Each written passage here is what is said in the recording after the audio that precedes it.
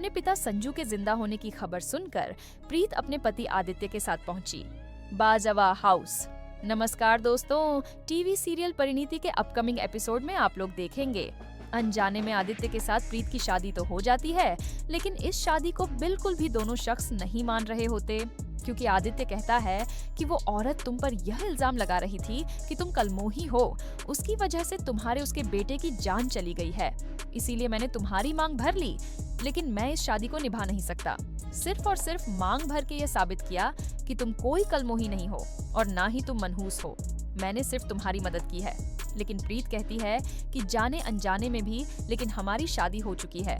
अब भगवान का यही कहना था और भगवान की देन की वजह से ही हम दोनों की शादी हुई है, तो तुम्हें निभानी पड़ेगी। अब यहाँ पर आदित्य मजबूर हो जाता है।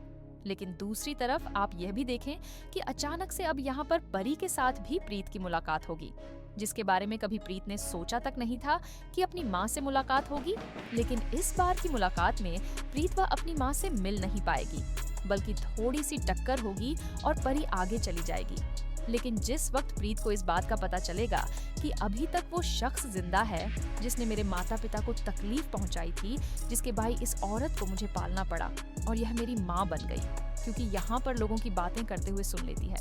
प्रीत वहाँ पर ताई और ताया जी यही बात करते हैं कि अभी तक प्रीत को इस बात का पता नहीं है कि वह बाजवा हाउस की इकलौती वारिस है, वहाँ पर नीति राज कर रही है, और इस बारे में अगर पता चल गया प्रीत को तो इसका दिमाग खिसक जाएगा और यह जाकर पहुंचेगी वहाँ पर। इसलिए इसको कभी इस बात का पता ना चले, प्रीत यह बात आकर अपने पति आदित्य को बता देती है, जिसके बाद आदित्य कहता है कि मैं तुम्हारे साथ हूँ, अगर किसी दुश्मन से तुम बदला लेना चाहती हो तो भले भले ही बदला ले लो। यह बात सुनकर प्रीत कहती है कि दुश्मन भी ऐसा है कि वह मुझसे बहुत बड़ा है, लेकिन मेरी माँ का कातिल है। मेरे पिता के जिंदा होने की खबर मुझे मिल चुकी है, मुझे अब अपने पिता से मिलने के लिए उस घर में जाना ही पड़ेगा। इतनी आसानी से मैं बाजवास को छोड़ नहीं सकती।